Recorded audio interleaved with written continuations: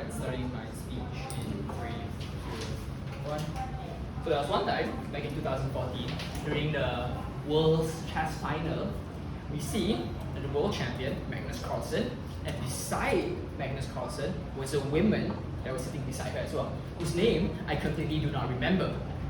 And that is what we're here to debate. That woman is actually the female's world chess champion, but no one knows who she is. And this is what we're trying to change today. So a few things first. I think it's very important for us to highlight what status quo or what chess looks like now in status quo. So it is evident that in status quo, chess competitions are mostly dominated with men, obviously with with women, but with a drastic disproportionality between the ratios of men and women. We're not saying that there's only men in chess, just saying that there's a too large of a ratio disproportionality. Right, so what this means is that when women go into these chess competitions, they are most likely faced with external pressure to perform better than what is required of their skills. Like because a simple analogy would be when a woman is driving and a woman makes a mistake, you would say that the mistake happens because that's a female driver, right? And so the analogy here is that when a woman loses, it is not likely because it is mostly because people will naturally say that it's because she's a woman and that's why she loses. And the reason because of this is just that it is very hard for the current society or status quo to push forward a good image as to a female winning chess competitions. And what this leads to is a lack of resources, and it's lack of resources to no thank you. It's a lack of resources to. So what this leads to is that a lack of resources for women to properly perform, for example, coaches or sponsorships. So the stance that we're taking here is very simple, is that chess is a non-physical sport. It means that the biology makeup of the two genders shouldn't be taken into account. And it is such that men and women should be on the same level in chess and should have the same level of exposure, same level of technicalities. Which is why we bring forth to our next characterization as what prioritizing means. I think it's very important that in this debate, when we talk about prioritization, it usually means that we're encouraging women to go into these women-only categories instead of completely barring them and stopping them from going into all these open categories. We're simply encouraging them, and should they still choose to go, we will not be stopping them. And it's also important to understand that when competitions are being organized, they should naturally allocate spots. No, sorry, not allocate. They should naturally have and will organize an additional women-only category. A good analogy would be like in debate, you have open and then you have novice. Something like this, okay?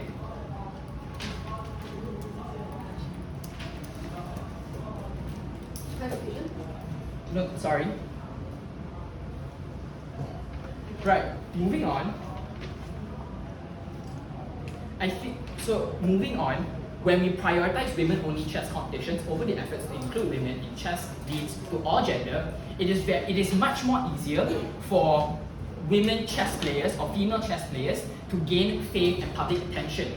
So the mechanism for this is that when you join tournaments that are catered to female only, it means that whatever title that is being won is naturally awarded to that female player. So now what this means is that they have more exposure. They have more exposure to being able to physically play, because as we already characterized, there is a huge racial disproportionality between the access to all these chess competitions as opposed to men and women.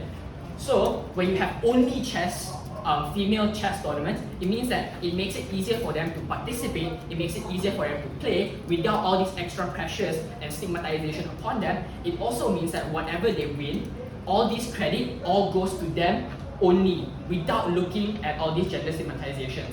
And when they win, it simply means that more companies, more private companies, etc., is more willing to invest into these people, provide them with more resources for them to compete in a future level, or to make it into a viable career option. Because we have to understand that the only reason why a lot of male chess players are able to sustain this kind of lifestyle is because they are professional chess players, meaning that they do not have to work. Their literal work is to play chess, being sponsored by a company. So what we're saying that all of these things can eventually translate to women as well. And there is incentive for private companies to actually do this, because there's currently there's currently female autonomous movements that's going on in society, and society has society has an incentive to actually pay attention to these things. So what is the comparative here, right? The impact here is that only now, when you allow female chess players to have a spot, a place where they wouldn't feel that, where they feel protected and not pressured by society, where they are able to fight equally amongst them and prepare themselves, get better skills, and eventually compete with men in open tournaments in the future. Because you have to understand that we're not trying to remove open tournament, we're just saying that there should be a females category included. So what is the comparative here? Right, on our side, we have successfully proved to you that we can successfully break the stigmatization of female chess players, and only on our side are sponsors going to take female chess players seriously. Because you have to understand, on their side, most of the time, people naturally have an idea that in a tournament, when man versus female, man is going to win, because of how they are excessively advertised to the public. So the general public, when they're looking at all these advertisements, they're going to be like, oh, the reason why they're so much advertised is probably because they're good. So men think men will win, man actually wins. In the end, man confirms that man is better. But this isn't usually the case, and only on our side can this comparative be broken. Thank you. Before I rebut the arguments that the government has made, let me first address their characterization of women and chess sports in the status quo that we are in right now. The motion that they are arguing for, that pushes for more prioritization of women gender sport, providing more funding from them, is already the status quo. The fact that they were discussing about this motion right now is the fact that the current mechanism is not enough. People still don't know this kind of woman, and the fact that he said, oh, as long as we continue to pump out more women champions, we can know this kind of women champions in the first place. But this contradicts the statement that the question promise statement they already posed in the first place, where people inherently itself don't already know this kind of women champions in the first place. Now, when they say, and then another in describing this kind of women chess players, they said these women are pressured to perform well, to win over this male, or to win over this male. But this directly contradicts their statement on the status quo in itself, where they describe these people already look down on women's sports. They don't really. That's why they create this kind of they really create this kind of other tournaments, because these women need to be protected in the first place. Therefore, if women is not expected to perform excellence and already have this kind of presumption on them that the thing that's holding them back is their gender, something that cannot change. I cannot see whether there's any logical link that proves why they will be pressured or not. Now, I'll take it later. Now, therefore, the government must prove why segregating women would create better exposure for them. Why would increase their skills better? How would it create their better standing in the whole chess industry, and how you can better grow the sports. Now before and then there are rebuts on how it's by prioritizing, we can give them more opportunity and stuff, therefore giving them more sponsorship. It just doesn't work if they don't fix the society's perception on how women are not a very good chess player, which means women's competitions doesn't deserve any much merit in any way. They are only perpetuating this kind of looking down on women and all that. And now and these are all my rebuts and my issues with their framing on that. Now, yeah, I'll tell you why. Given your status quo on how women are always looked down in chess competition, compared to men and women sharing the same starting title, who are you more likely to support as an investor? Okay, who am I more likely to support, and who is investing in this kind of sport? Those we are talking about those like big ass chess organization whose only sole mission is to spread the influence of chess, which also can really benefit their whole market. We're not talking about this. We're not directly moving into this kind of like corporate stuff who doing this kind of stuff. We are starting small because we already know women is already at the vulnerability, and then we will first start with this kind of like already a non-profit charity organization, this kind of like chess competition who are already hosting this kind of competitions. They have the best way to provide them this support. Now, firstly, I will describe what does this prioritization mean correctly mean. First, it not only funds them, it gives them more money, celebrate more or at worst only in women league achievement for women only rather than achievement of women in open league, because their whole target is to move more and more women to this kind of women league so that they can protect them. So not even beyond encouraging them, they'll discourage kind of women. They'll take away their funding, they'll take away their training, they won't give them extra stuff, they won't give them extra courage for them to do. Now, and creates more segregation, thus the status quo that we're seeing right now. This directly harms a woman who is already in this chess industry, already a minority, already vulnerable in terms of funding, forcing them to resort to measures to like social media, creating these kind of YouTube channels, in the end, taking away their attention on actually improving and lower their chances of winning at all. So, and what are skill-based and then we will look at the competition that we have, women-only competition. Women-only competition in the status quo already lower buy-in. So the chances of even getting any respect in the first place is already very low, or just no, and then lower money. And the only reason it exists just looks down on the whole woman gender as a whole, because the only reason there are gender segregation in this sort of physical sports is to protect their safety. Is because we know biologically they cannot surpass male in terms of strength and all that. But chess, like they said, is already mostly is a non-physical contact game. Everything in terms of intelligence. So what the message they are spreading right now is just telling them women will never be smarter than men, and because just through the action that they need to protect women through women-only competitions. Now, in terms of open competition, open competitions, not just male-only competitions, is already dominated by men in the first place. Besides only dominated by men, no thanks. They already have consist of better players with more better funding, more better publicity and all that. And now we'll argue why this will create why is this decision to prioritize over efforts? Because technically, if you discourage women players, women won't enter this kind of open. And why is this bad in the first place? Firstly, it's not justified to separate them in the first place, because just by separating them, you already accept that women will never be smarter than men, so you need to protect them.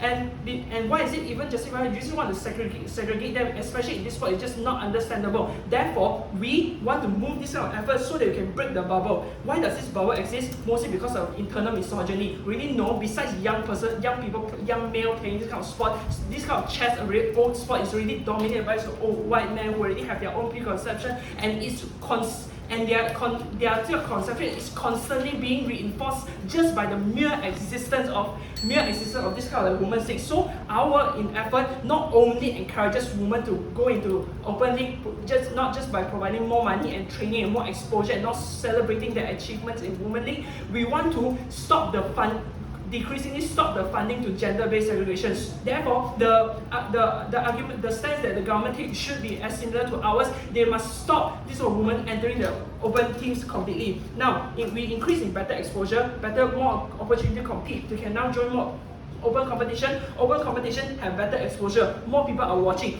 People even care about what's happening in the preliminary rounds. While on this kind of women's sports, people only care about who's in the finals, and they don't really care that much. And besides that, not only they're helped by this publicity of these open competitions, they're helped by this publicity of male players themselves. The only reason we know this kind of like women championship is because it's sitting next to Magnus in the first place.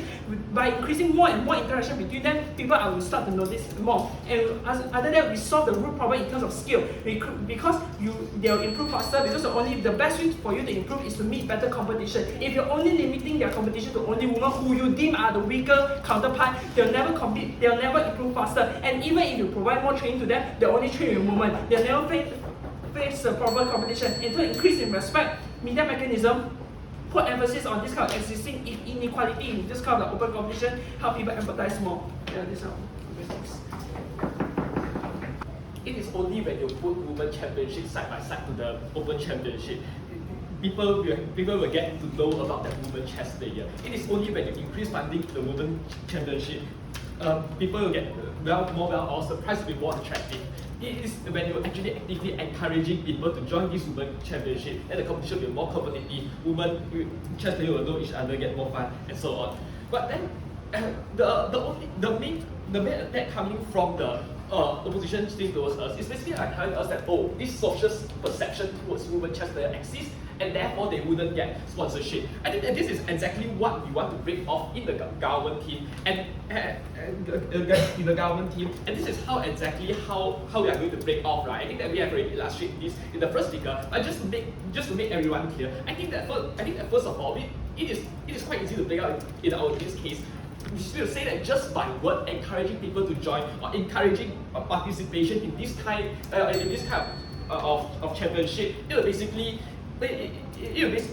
increase participation. So how does this echo with the opposition arguments and how does arguments, right? First of all, opposition tell us that, okay, now the chess field is dominated by the so-called big S chess club, and their main incentive is to spread chess. It is to spread chess towards the general population and so on. We tell you yes. And in fact, women market is the underexploited market, and it has a big potential to grow. And therefore, simply by encouraging your peers, simply by teachers encouraging their students to join this competition, making it more competitive, having more participation, will actually help this so-called big S chess club to open up the women market and increase their potential, increase their visibility, and naturally. And when this visibility improves, right, when there's greater exposure to the population, we see that other companies will be more likely to advertise in this chess club, which in the end of the day also benefit this chess club, which is in line with their incentive. But second of all, how this spreading of visibility and also exposure actually works, right? It's like first of all, when you encourage more women participation in women-only chess competition, you would expect a family members to be more observant of this kind of chess competition. It means that whether you are a male, whether you are a female, as long as you might be his brother, his father, his mother, or his relative, perhaps you are going to go to this competition and watch your female daughter, female friends, and so on compete this competition. It simply enhances the visibility and participation of the general society in this kind of competition, leading to more advertisement, more sponsorship, which benefits both the women chess player as well as the chess club. So what is the alternative then coming from the opposition team? They basically tell us one thing. They want to completely stop this women competition. While at the same time recognizing that now society is having this kind of perception towards women and women chess player is not that well off. So what is the consequence if they are stopping women-only competition? We tell you that it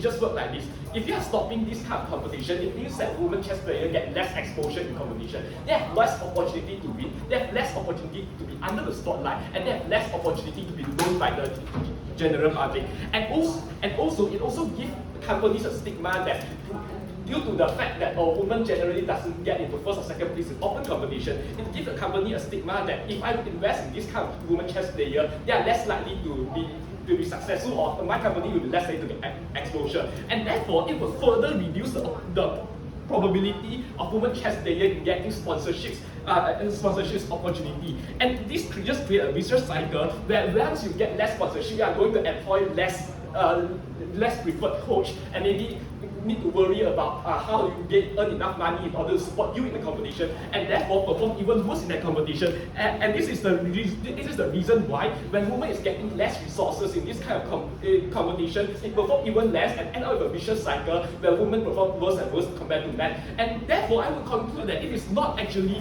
women being biologically less capable than men. It is as a result of the competition design and the company preference that leads to women not performing that well in chess in men. And this is how and this is what the government side can correct in this debate.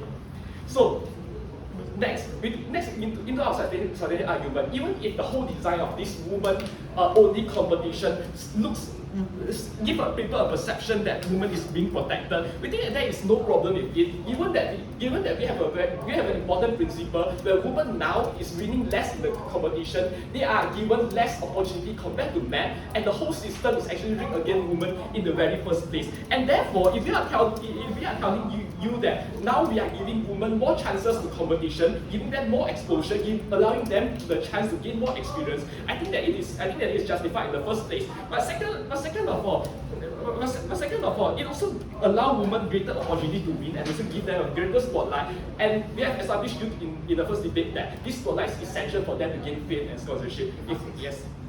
Do you agree that women's sports are being seen as less compared to men's sports, gender sports? Yes, that's why we are prioritizing them. And with all of this, I give you a mechanism on how it actually allow women to actually gain that enough of spotlight, enough sponsorship through this woman shop.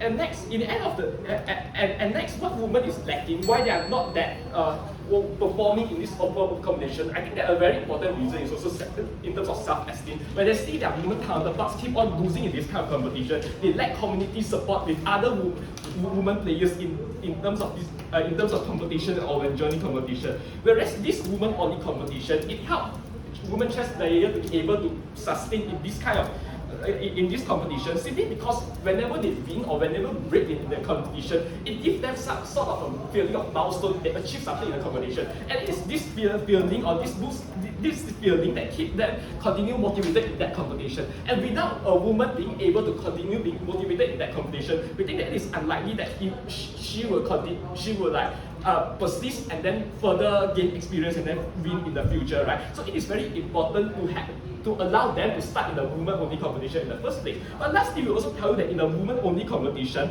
women are more likely to see each other more frequently in the competition. They grow together, they gain some sort of brotherhood, and in the end of the day, we tell you that they are more likely to support each other, and this support system is also what that support them to continue to grow and nurture themselves in competition and eventually, hopefully, one day, break in the open competition. And thank you. If the main goal is to provide recognition to women, then they shouldn't be a supplement to men in terms of competition. They shouldn't be separated into a separate category because they are seen to be lesser than men, or are seen to be a category that is something that's like, it's not to be seen as a category that's unachievable. Like, it's not to seem as they can only be champions in a category that has lower barrier of entry and has lower value in comparison to like open categories where men can also compete. Their side harms women further in terms of like expanding the gap between men and women players, because they don't allow women to interact with men players in the first place, because they are actively defunding women. No, prioritizing women-only sports also means that they are actively defunding women from joining open categories, or even if they don't want to even if they don't want to claim that that is the case. This also means that the support structures for women going into women-only, like open gender competitions, are something that's inherently less. Few things I want to do in my speech. Firstly, I want to flesh out the characterization given in Daniel's speech that they haven't actually engaged with. What does efforts to include women in open leagues mean? Daniel tells you that it's about defunding like women-only or like gender categories. This doesn't only mean women, this also means men. This means that you're also actively descaling the amount of competition. Like, obviously it's done by the government or something like that, whoever hosts the international chess body. This also means actively descaling the amount of competitions that can be held that are gendered, and push chess towards a more inclusive space where like you only host, or like you host majority of competitions in an open space instead of like having a gendered thing in the first place in itself. But also secondly, it also means giving quotas for women to break, or giving like more breaks to women, or like allowing women to more breaks. It also means hiring more people to train women. It also means hiking up training. It also means putting women in more competitive spaces compared to what they were used to, because they were only competing with women who we all considered in this debate that women-only chess is less competitive than men or like open category chess, because women are already doing worse off than men in the status quo, which is what they already told you in their speech. Second thing I want to note here is what society already thinks of women's sports in the first place. I asked the POI of whether or not they concede that women's sports are inherently valued less than men's sports. This means that the recognition for women when you get by achieving women champion or women grandmaster isn't as much as the recognition that you get breaking open into like the open category, right? I don't know what terms they use in chess, but I'm gonna use like the debater analogy. What this then means is just basically being a novice champion doesn't mean people think that you're better than someone who broke into open quarters because you couldn't break into open quarters in the first place, in of itself. No one is stopping you from breaking into quarters, but the fact that you're only able to break into novice champions or you're forcing women to only break into novice doesn't make people think of them as more than what they already are. This means that women will never get the actual recognition that they want to give women on their side of the world. Second thing I want to note here is when they talk about mental pressure and things like that, we say that we say that we solve mental pressure better on our side. Because on our side, when you push everyone towards open gender thing, this means that everyone will start, okay, I'll talk about sponsors later, but this means that the support structures for women will then also translate to support structures when they join open competition. Not that this is something exclusive on our side and they don't have. Primarily because they don't encourage women to go open category.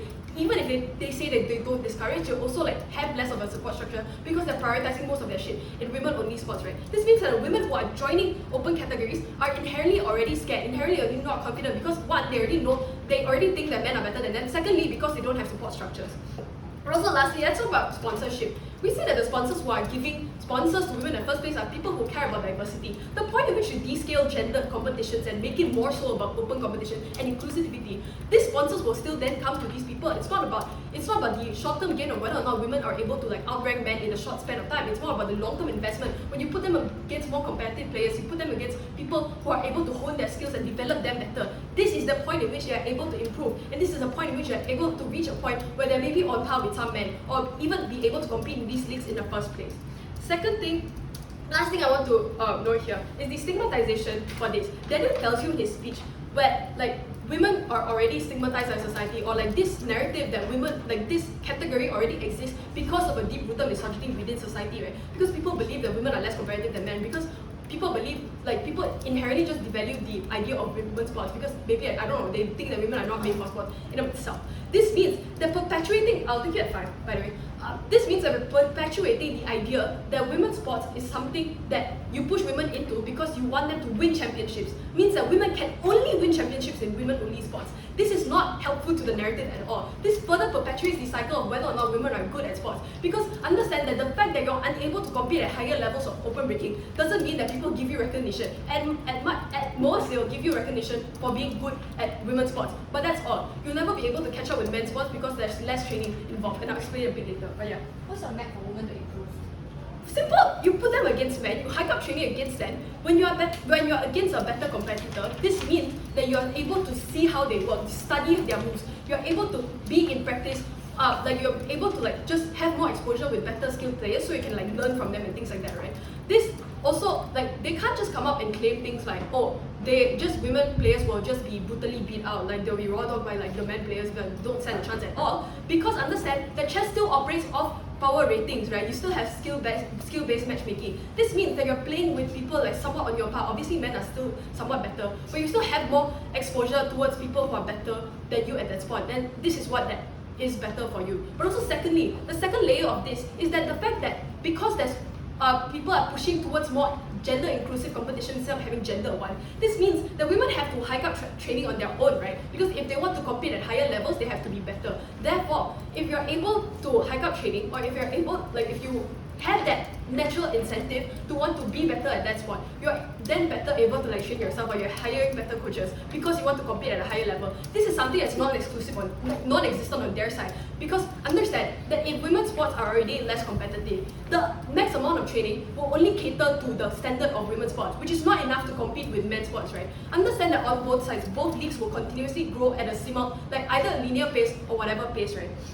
But understand that because they're growing at a linear pace, the lack of integration or like the active segregation of women from gender inclusive competition also means that women's sports will never, like women's chess will never be able to catch up with men's chess, simply because one, the lack of exposure, two, the inherent one to segregate women from men, like from gender inclusive leagues because you think that they can't win there. Lastly, how is our side better to support visibility? They say, oh, if I am competing in women-only sports, then my parents and friends and families will come to watch me. I don't understand how this is unlikely to happen if we descale women's sports and move everything to gender-inclusive sports, right? This means that if the most competitions that you go to are gender inclusive. This, like your family will still watch you. Even better because they watch you in preliminary rounds. They, like people who are there to watch the male players play will also watch your performance in that round. This means that recognition that you get on our side is just more better, or just more better because of the fact that people notice that you are in those competitions in itself. For all those reasons, proud to. We agree that women category will never be as good as open category, and we're okay with that.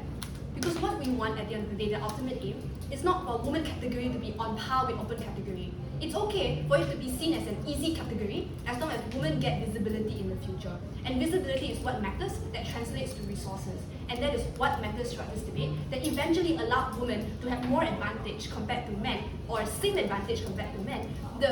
The luxury of being able to stay home and only learn about chess, the luxury of not having to work, the luxury of being able to join many tournaments comes from investors. And investors is only available when you have visibility. And we are here to support easy visibility, easy champion for women so that they get access to all of these advantages where they never have access to it. They talk about gender segregation. How when you have like a woman category, this is where women are going to look down because they're seen as not willing to mingle, or imply that they're simply not as good as men. They want to fix perception, which I agree that we should. But my problem with them is that they provide no mechanism for women to improve in the first place. If you don't improve, I don't think that you losing every single tournament that you have with men is going to fix your perception anyways from their side of the world. Therefore, it is important for us to know that in order for us to fix perception, the prerequisite for it is for you to be able to improve, be able to be on par with men, technical skill-wise, in our case. And here's where we've proved that prerequisite for you have met and improved. Note that they never provide met and improve. Here's how we prove it. We told you that women are constantly failing in open category. It's because of resources domination by men. It's the fact that whenever you have a similar rising male and female chess player in the open category that are equally potential, because men are more statistically more likely to win, this is likely that all those investors are likely going to invest in the men compared to the woman. And because of that, differences of resources from the very get-go would cause men to be able to succeed constantly in open category, rise constantly, improve constantly, because they don't have to worry about putting food on the table, because they don't have to worry about sponsoring their tournaments, right? So at the end of the day, even when they are on the same starting point, women will never be as good as men, even though they have similar potential. And this is why we fix it. By the way, this is a vicious cycle, because at the point that because of these resources, men wins better in open category, this is where all these companies would reaffirm back their toxic thinking that men are truly better than women. And therefore, the vicious cycle becomes that they reaffirm their own action and make and allows men to get more investment in the future, even though they're on the same level as women, right? This is where we change this. We think and we show you that all these companies or investors care is about visibility, right? So we create a stage for women to have visibility. We create an easy stage for women to have visibility to achieve the same target that this particular company want. You need specifically prove to you this, it would even be something that this company would even want to support, because at the end of the day, we still have that narrative to support women, right? Like the feminism thing. So it's likely that apart from visibility, now they have extra credit in supporting women. This is likely that they are going to support female champion or in the easier category. This is where we have women more likely being able to get these resources. Here's when we ask them, what is their map for women to improve? They say that when you play chess more with better players, naturally you will improve. I think that this is the funnest mechanism ever, because they prove no correlation, or this I don't think it's even intuitive at all as to how me playing with a better chess player would eventually translates to me winning more tournaments, right? Similarly, as a man, I am playing with the same chess player, but because I get more training, I get more structured resources at the end, it's likely that I'm going to improve more too at the end of the day. Even if you buy into their argument, we never stop women into going into open categories either. We just say that we are now creating a better and easier platform for women to win in order to get visibility. If in any cases they want to face better chess players, they are free to challenge the open category, right? I think that the fact of lack of integration or the lack of mingle does not exist on our side of the world. Here's where, okay. here's where we talk about like how they talk about like how women category is going to be seen less and will never be able to catch up with the open category. That's probably why we should prioritize more on women category, right? To give it more visibility. And secondly, we simply don't care that women category are seen less than open category. What we care here is just a significant increase in visibility where you have enough insofar as have enough investors to care about it, that eventually will be able to win investment over to women. So in the long run, at the point where they constantly win women category, for example, like a female chess player constantly win female category, for example, this is where they feel like, oh, now I have more investment, and now I have equal playing field, I have equal advantage compared to other men, I'm better able to compete in open category. And here's where we fix the perception, because at the point that you are now on an equal playing field, you have equal advantage compared to this male chess player, you are much more able to fight with them on the same stage. You're much more able to fix the perception by you actually winning the open tournaments, right? They say that it's fine that women don't even win the first or second place insofar as you're seen integrating or interacting with this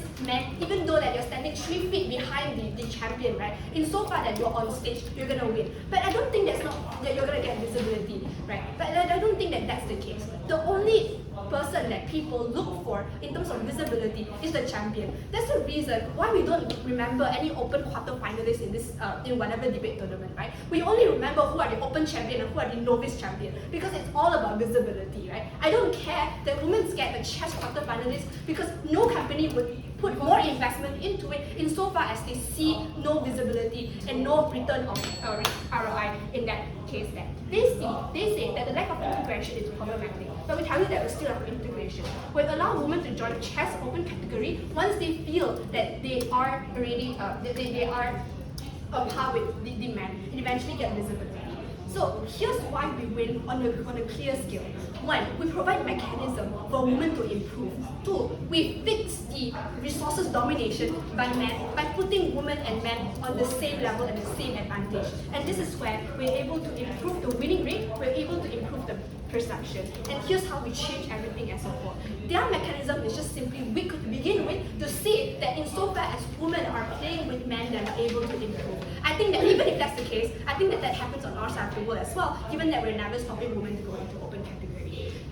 I think that it's on a very clear scale that government is winning this debate. 1. 2 questions I want to address in today's debate. Firstly, where is chess better off for women? And secondly, who or which side women have better opportunities, right? Firstly, I think on the clash of like where chess is better off for women. First, I think there's a general lack of comparative and just mechanization coming from government, right? Because they never actually told us how you differ from the status quo in the first place. Because the only thing they tell us about prioritizing women's sports is that they're encouraging women to join more women league sports instead of open tournaments, right? But that's just a problem-solution mismatch because encouraging doesn't actually translate and solve the fact that women are still disrespected in the status quo, that women's sports are still seen as inferior and not as better as like open leagues, right? This doesn't correlate, that's just a problem-solution mismatch. But second issue is that they tell us that they solve the problem of women being seen as inferior. Judge realized the huge contradiction coming from their case, right? Because in PM, they said that, oh, women should be respected, but then at the end of Gulf Week speech, they tell us that, oh shit,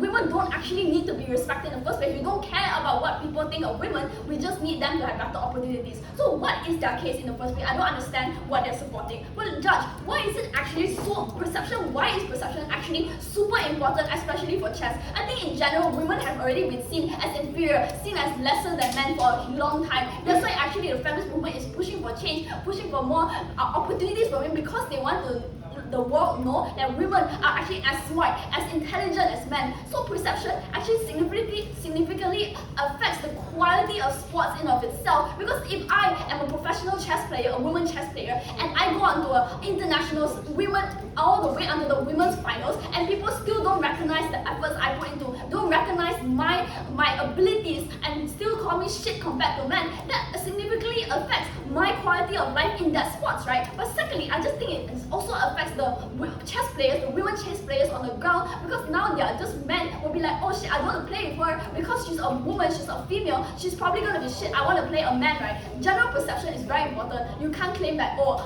just because I have opportunities, I don't need respect, right? But then, if you only let women join and prioritize women-only sports. And you say that, and in PM, you already contended that women's sports are seen as inferior. I don't see how putting more women into this women's sport category is gonna improve this perception at all, right? What is the process analysis that Daniel and Christine have given to you? We tell you that one, having this category in of itself further perpetuates the stereotypes that actually women need a protected space. Women have to have like their own like category in order to thrive, in order to win, right? This even if they're able to succeed on an international women's category, they don't solve the root issue, which is that people don't respect women's sports.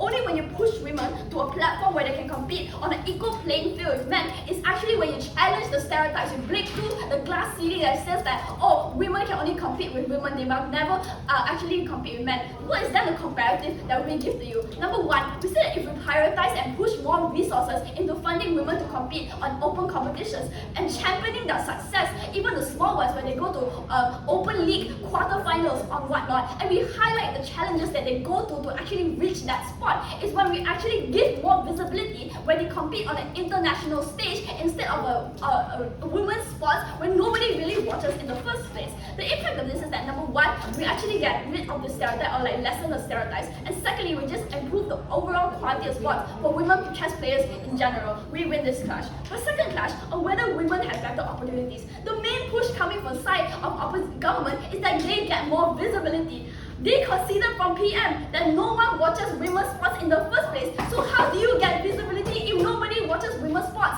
Understand? Sponsorships and whatnot, people scouting you, it all depends on whether you reach an international stage, whether people click on your YouTube video, whether people click on those shows to actually watch that, oh shit, you're actually a good player, right? But when women's sports are generally have a lower barrier of entry, where it's the scores and for you to get higher scores is just generally more easier, I don't see why people have the interest to actually click onto your women's sports channel to actually watch it, right? Because obviously, with the more competitive side, where people actually make better chess moves, are all in the open league where most of the viewers go to. So if visibility is the metric you want to win on, we get more visibility. Because what we told you in Daniel and Christine's speech is that only when you allow men to compete on an international level, where there's men, women, and they're like at all the playing fields and the most competitive players in the circuit is in one place, obviously more scouts will actually scout you, will actually give you more sponsorships and whatnot. For example, if I can't compete at like nationals,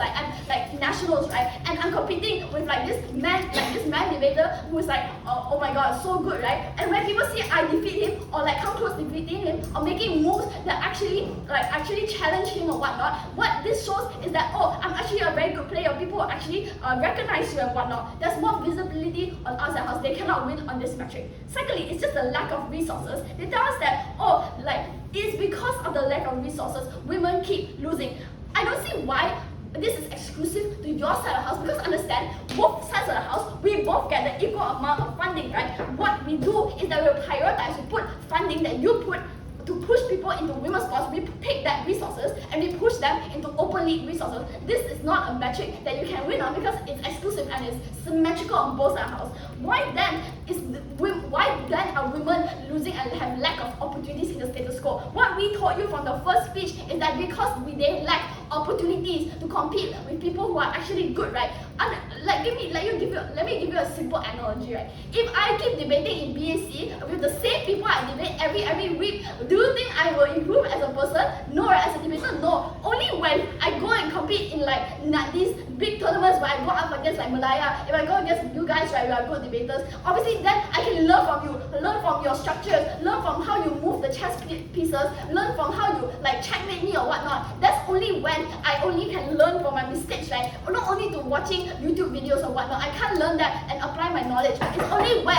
I only can compete with people on a level, when I'm in this state of competitiveness, when I actually get to learn in this state of competitiveness, where I only get to learn and excel, right? When I'm stuck in my small pond in BAC, I'm not gonna get any more opportunities that I will just keep get stuck in this small pond, right? Only when I have opportunities to expose, to actually get connection, communicate with men who have much more opportunities, is when I only escape from this kind of thing, when I actually improve my quality of life as a chess player in this status quo, which is generally just misogynistic and whatnot. are very proud to. Sure, people forget who was in open quarters in whichever tournament they've been to, but what people forget more is novice semi-finals because no one cares that much about novice category in of itself in the first place. Their side only benefits women at the top. We don't think that this is like a strategic pathway to victory in of itself in the first place. And I'll explain to you why better performance in the long term is something that's better benefiting women chess players as a whole. And this is a metric that we'll win on our side. Firstly, a few calls. First, their first speaker's opening line already contradicts the entire case because the first line was, it's the world champion Magnus someone and like this random woman at the side. This is the status quo and this is what they're pushing towards by segregating genders, segregating people into different genders rather than having only one champion and having women improve enough to rise up to the top. Because understand that because this is a neurological sport, it's not a biological sport, there's no scientific reason to even segregate them in the first place. Women can do as good as men if they're given the opportunity to. Their side actively harms this opportunity by continuously segregating these people into different categories where we're not allowing them to even improve in the first place, right? This means that women on their side will never be able to get enough recognition as they want to claim. Second claim here is that they are trying to co-opt everything. They say they don't have to defend women not participating in open categories at all. But understand that prioritizing women's sport also inherently means that you are actively disincentivizing people from joining open categories because you tell them this is an easy way out, please take this easy way out because we want you to get visibility. This means that women will not be able to join open category and never be able to like go on the path they want to go even on the first place, like on their side. Third thing here, there's tension in their case. They say women need respect, they also say women don't need respect, don't know what that is, because you already points that out. Third up, I think both sides concede that women want to be seen. This means that there's an incentive to improve and this is something that's only achievable on our side. Fifth and lastly, they are very unengaging with our frame. We say efforts of prioritizing like including women in open categories also mean descaling, defunding, gendered sports. They never contended with that frame, they never engaged with that thing. I think firstly on the idea of sponsorship, understand that this idea as a whole is a wash of both sides. Because understand that, because it explains to you, the sponsor that sponsors women doesn't necessarily care about like women's performance in like sports in of itself. They only are there to support diversity. This is why they even want to fund women competitions in the first place, even if they're devalued in society in of itself in the first place already, right? They care more about diversity. This means to a point in which you like the only option to compete in chess is open categories. They will still fund women because they care about diversity, and they will still want women to train better so that they can improve and go to a better place in like rankings, right? Second thing to note here is that who better gives visibility? They say people want to, women get better visibility because they win championships in women's leagues. Well, that is true. Like compared to like, I don't know, like women not being able to break in like chess categories or not able to like rank higher. We think that this further segregates women from the society as a whole, right? It's something that's inherently harmful because purely of the fact that women are unable to then step out of these cycles that actively harms them because they're unable to prove themselves well. Even if you win championships, people think you're lesser, people think you don't do good enough, and the sponsorship that you inherently get from that is like marginal or like lesser compared to like whatever sponsorship you can get if you can break into open, right? This is something that's exclusive to their side only because on our side, women have the active incentive to want to continuously improve and like continuously face better people, and which is their mechanism for better performance in the first place in itself, right? Because like if women improve, then the sponsorship they get is equal to men. If women stay in women category, the sponsorship they get is inherently lesser. Why do we win in terms of better performance? We say that putting you up against better opponents lets you learn about their moves, let you see what they were doing. Lets you just, like they say it's intuitively unviable. I don't think that's true because the point in which you are put against better competitors, you're able to then see how they do things differently from you. If you have a natural incentive to then improve, you will know how to learn from them, you'll know how to adapt whatever you have already known to whatever they have like extra from you and you work from there, right? The point in which you're not exposed to anyone better, you only think of like a very short-term thing. So in the long term, we better win because on our side, we push women towards more gender inclusive spaces where we force them to compete against people who are like already somewhat advantaged, and we hike up the training so that these women can compete with them in the first place. It is only on our side that women are able to achieve better performance, thus better visibility and sponsorship. This is something that their side couldn't get. For all those reasons, Winning will give you resources. But what side opposition didn't tell you is that how are you going to make women actually win in open competition in the first place? Their benefit of their whole debate is basically on the premise that you win the competition. And in order to win, you need resources, you need sponsorships, you need visibility in order to get those resources, sponsorships and trainings. And where do you get them from? It's from the women category. It's the area where it gives you the spotlight, it's the area that gives you the visibility and let you be known by sponsors outside that. So when the opposition team tell you that you put women against men and they win, I think that their whole thing lack a significant mechanism on how they actually win in the first place. But what is the alternative provided by the government team? I tell you that government team provide you with a pathway on how, by encouraging or prioritizing, or basically by encouraging people to participate in women-only tournaments, could actually improve the participation, increase the number of audience, make more people care about their competition, and in the end of the day, allow the competition to get more advertisement and sponsorships. To begin with, and with this increased audience, increased sponsorships, increased visibility, you eventually get the winner of that competition eventually get more resources, eventually get more fame, eventually get more visibility, which helps them grow stronger and stronger. Eventually, a woman champion might be tempted to participate in an open tournament and eventually achieve something in that open tournament. Whatever you want to comment on our mechanism, we tell you that this is the only mechanism available in this debate, and I tell that with no alternative available, the government team should get this debate. But let's talk about that. Because there are some new things coming out from the reply speech and the speaker, right? First of all, they tell us that a lot of time women competition is sponsored by that due to diversity. I tell that maybe initially it is, but this is exactly how this government team mechanism actually steps in, right? So they are telling you. Initially, it might be due to diversity, but as more and more people are being encouraged to join this tournament, teachers asking their students to join these tournaments, coach ask their players to join these tournaments, we tell you that the focus already shift from diversity into like company sponsorship, into advertisement, into opportunity and potential being seen by chess club and also companies who sponsor the tournament. And this is the moment when diversity projects actually shift into something that have a commercial potential, and this is when the government team mechanism works so well. But second of all, they suddenly tell us about how women might be disrespected in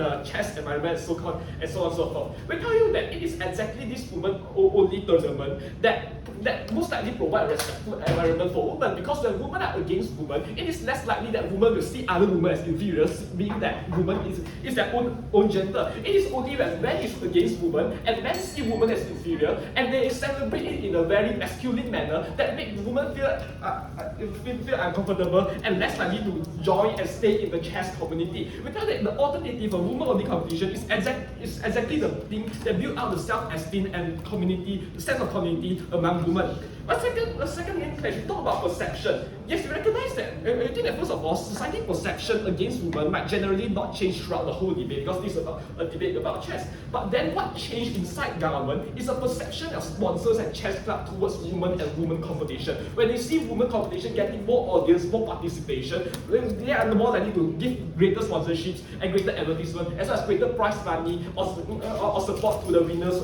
for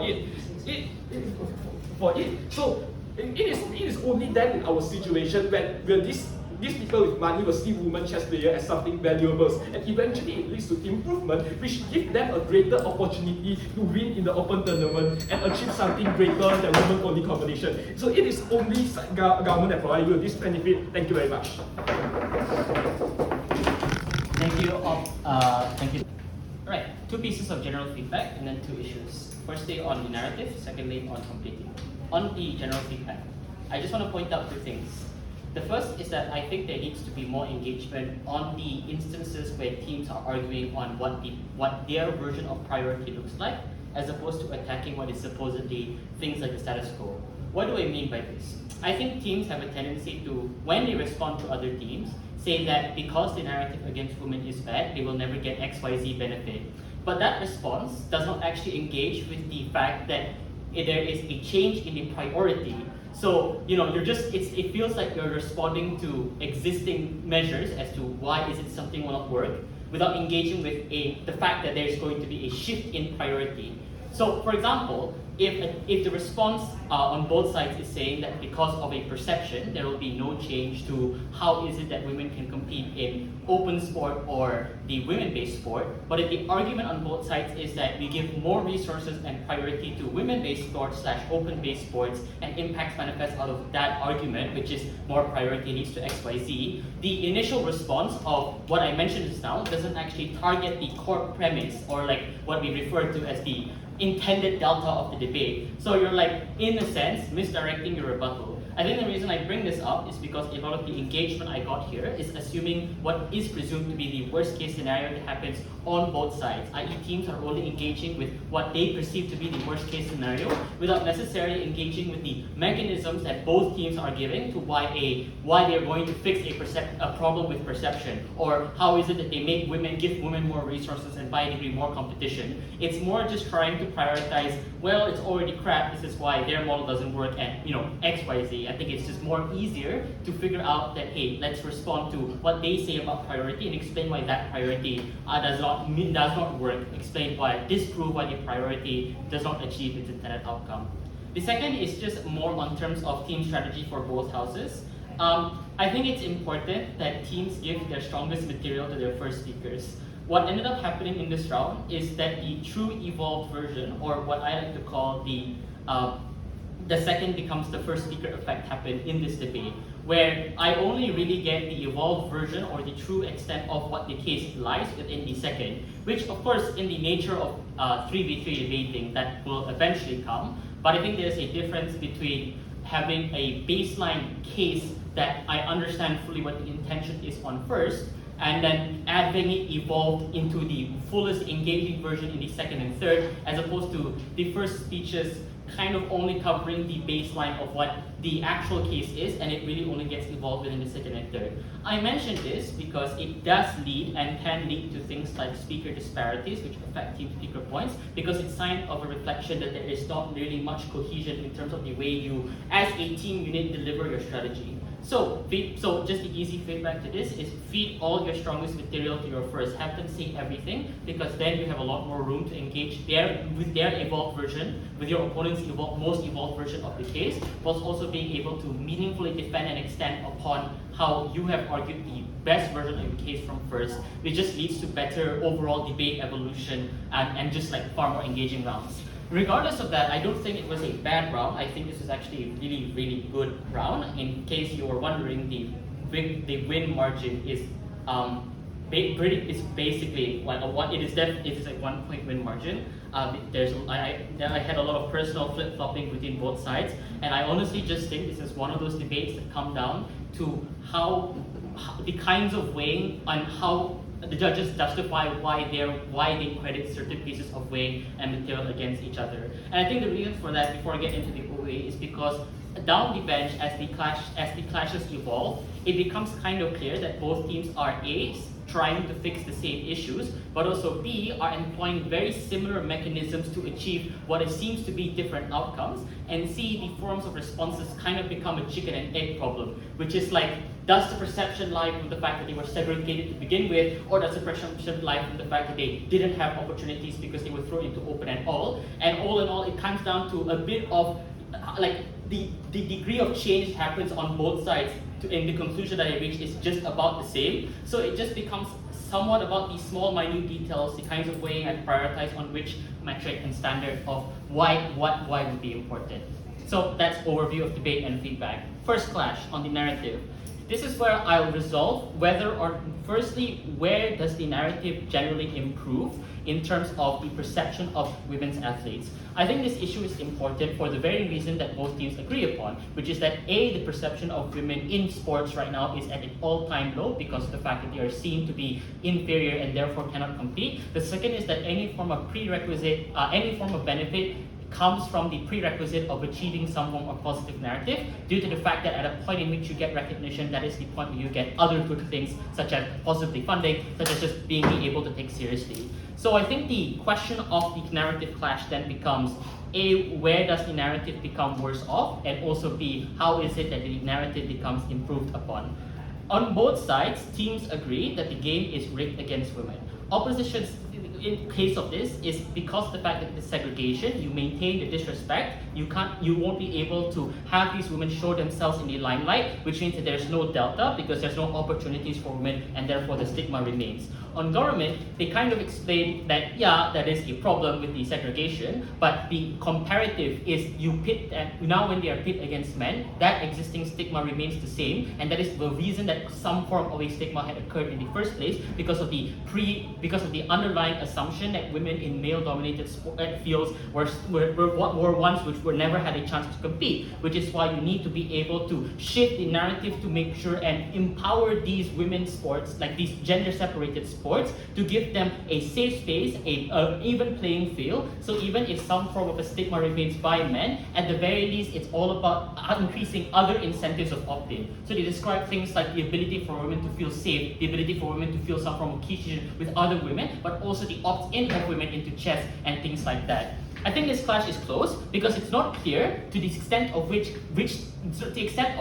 how much stigma is actually dealt with and how much benefit accrues and which benefit to be weighed against. Because regardless of what you believe on side of opposition, which again I think a lot of the response is valid against the side of government, which is the fact that if you don't branch out of segregation, you do enable all of the existing incentive to be stuck within what that perception is in the first place. I think a lot of this response was agreed. I like some attempt at government to mitigate this by saying, well, even if that occurs, we're still able to deal with this, but this does present still a realistic problem on how is it that women are able to feel some form of safety or some form of being taken seriously when they are still the second-rate competition, when they are still not getting clicks, when they're still not getting. I think despite this response, the issue I have with the side of opposition here is that a lot of this response comes down from the presumption that no amount of change can happen at a point in which you push for priority, which while I agree is intuitive insofar as the trade-off on government is that they remove the priority from being taken seriously by men, this also leads to government having a slight strategic responsive error in not engaging with the other benefits at a point in which that trade-off is taken. So yes, they don't make a change and change the segregation to some degree as government somewhat trade off and concede, but they explain that other benefits manifest, i.e. things like being able to increase the perception for women, giving them a starting point to feel safe,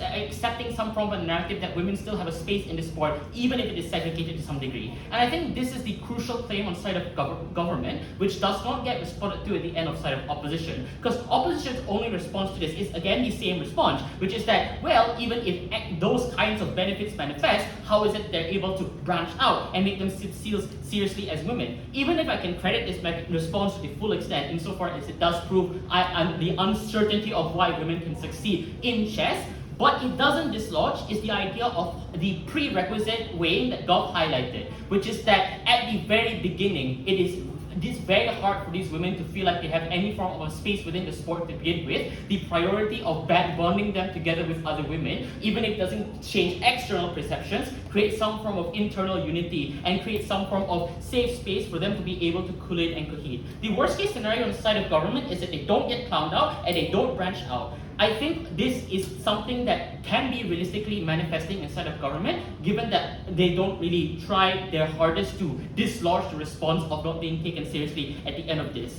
Why do I still kind of believe the worst case scenario is something to be believed on side of government? I think the reason here is because the degrees of progression and some instance of change for women to have some benefit still exists on side of government. And I'm willing to weigh this against the side of opposition, because this is where I bring in the second half of the clash as analysis, which is the extent of analysis that opposition provides on why they solve the perception. Opposition's explanation to this clash is saying that we need to be able to branch out and showcase that, women are not just these people who belong in these like women-related sports, that they have an ability to branch out and go into open. I think they illustrate a lot of positive benefits from this. Things like the fact that you're able to just showcase that you can exist in these sports and compete along this, and show that stigma, that underlying stigma of segregation doesn't exist.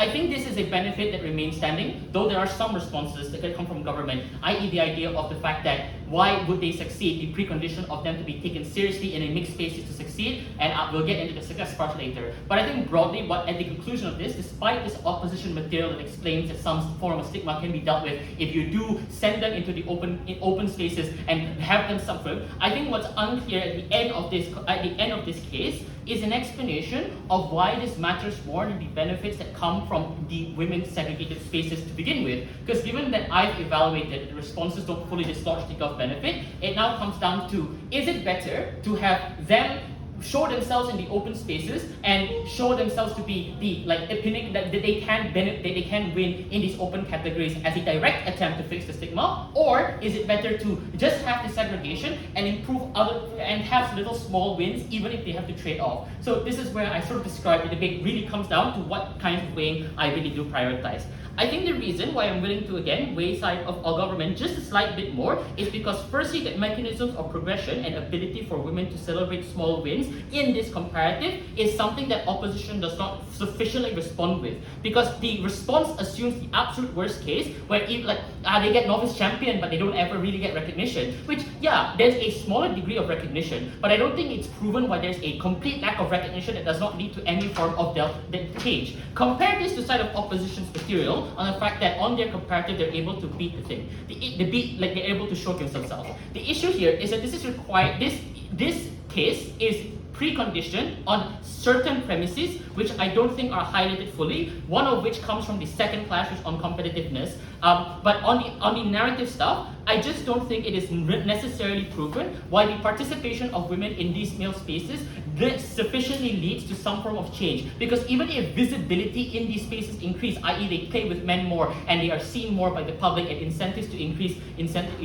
I'm really not sure why this functions as the crucial tipping point to beat the benefits of segregation. So the bottom line of this clash is there are some small benefits that government highlight on the priority, like giving a space for women to feel safe, which then enables other forms of benefit, and their core weighing, which is trading off some degree of external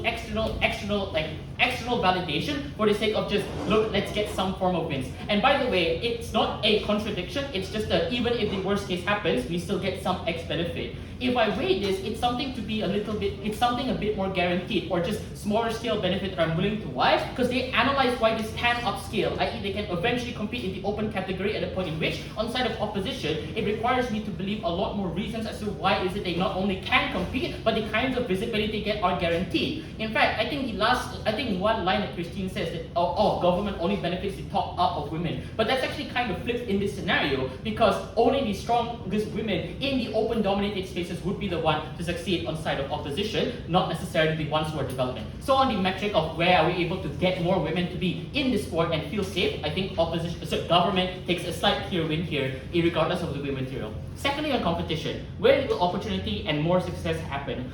On government, it's an explanation that the prerequisite for any form of success is the visibility, because you want to be able to manifest support and coaching, you get more women in the sport and have less stigma. On side of opposition, it's basically the throw them into the open roll down, they get to learn and they get to get coaching and they get to win more. Firstly, I want to just resolve this investment thing. I think Christine is right, investment is somewhat symmetric. It's unclear why both teams win on more investment. There's some material in Christine that tries to say, but if we're in open category, we get more money because we're in the big leagues. I think this came out a bit too late for me to be credited as a willing mechanism. If it came out a bit earlier, then I could credit it to be an investment win. But on both sides, I think it is considered that they do have the same level of investment, that there are similar investments for actors such as the feminist movement, such as the NGO who wants to ensure that spaces and women gets. The difference is just where does this investment go towards to? Does it go towards the gender-based sport and developing women in those spaces, or does it go into women within the open spaces? How is it that they're able to this? So how is it that they're able to use that funding to improve their chances and eventually get some more wins in the open category? So then, on success and the metric of success. First, I want to evaluate whether or not women do win more in the open category. I think the mechanism is valid. I think Gov is a bit unfair to just say, but there's no mechanism of success. I agree with the response that it is still in the open category, so it's unclear why they would beat the man if it's a man-dominated field. But I think credit is due. Opposition still proves reasonable mechanisms to suggest why is it in the environment of open categories, the ability for you to progress and learn at a point in which you are in that sport becomes better. However, despite this existing, I think the issue with government is that they don't weigh this against. The issue with opposition is that despite this analysis that proves why they succeed, it doesn't respond to Gov's own analysis that explains how is it that mechanisms of progression and coaching, given that investment is remaining the same, will still exist. And I think this is where the problem of response I have with opposition, because the response assumes that because you're only in a women segregated sport, that you're not going to get higher quality coaching and you're never going to get some form of progression. But I think this is a bit unclear to why it is significantly worse off than putting yourself in the open category. Because the degrees of training and competition that you're getting in the segregated sport is still somewhat existing. So the analysis I needed to hear is, in spite of these progression mechanisms that exist when you separate women from men, why is this worse off in the ability for women to succeed or of course some degree break the glass ceiling? I agree on the side of opposition, there are more opportunities to break the glass ceiling. I just think that it needs to be weighed on I just think it need to be weighed on scale, i.e. the kinds of improvement exist on different extents. On golf, it is break the glass ceiling, but unclear on how much investment leads to that opportunity, versus what golf says, which is even if it is a smaller scale and even if it's taken less seriously, there are still some cases of success. I think the best case of opposition here, I can still reasonably believe, which is the idea that some women break the glass ceiling and they are taken seriously to that degree. But the problem is that I'm really not sure to what extent this is the tipping point against the way it comes up from government, which is the ability for you to, even if it is taken less seriously, i.e. you win the novice championship 5 different times, but you're not really certain why is it, like Gov says, why is that even something that matters? But I think Op doesn't really, the Op says why does that really matter, because you always want to win Open Champion, but it is preconditioned on believing that you do well in Open good enough for you to be able to break the glass ceiling. In short, the mechanism to break the glass ceiling is proven inside of opposition, but the guarantee, or at least an analysis that suggests that a relevant amount of women breaking the glass ceiling in the open category is the burden that is the small burden in the case which is missing, which allows me to sort of weigh a little bit more on the material that comes onside government, which is to say that maybe it is true that the extent of success you get is lesser, but there is existence of success within women's sports even if it is taken less seriously. But I think more importantly, they are able to explain a far more important way that comes out in the government speech, which is that any form of prerequisite development of women comes from their ability to just secure some form of safety within the sport to begin with. Then you can be able to have development even if it is slower. I think this kind of weighing that comes from GovWhip and then elaborated in the Gov reply, where it is traded off that even if you're not able to, even if you get some success in the open category, highlights to me that the general population of chess players within Gov's world, even if they don't win the world championship or they don't get the big wins in the open championship, have levels of progression, and this matters more because on the extent of likelihood, I can see why is it that their support manifests even if it's slower. On opposition, it's a definite high ability because you throw them in and you get them to improve. I'm not sure what is the analysis that weighs them higher, because they just don't prove, as government correctly point out, why they would win, why would they have certain wins. Overall, the ability to break that glass ceiling is a burden on side of opposition that I'm not fully convinced they beat. Government takes a lower burden to just say, we will develop these women in the long run, and that's why in a small margin, again, with the material that comes from opposition, I think still problems with government, i.e. they need to do a far more clear weighing in terms of just, they can't just say, we take the trade-off and we're happy with that. They need to explain why, even in the instances of success, why is it likely that their side is better. But in the instance of where the lack of explicit weighing is given, that is where I sort of draw my conclusion of the round. So thanks everyone. Of course, approach me for feedback, and we can just walk back, have some lunch, have some talks. Thank you. Yeah, okay.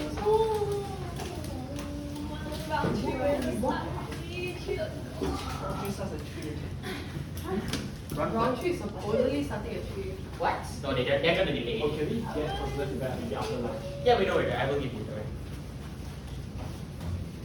I'm sorry, not like this. Okay.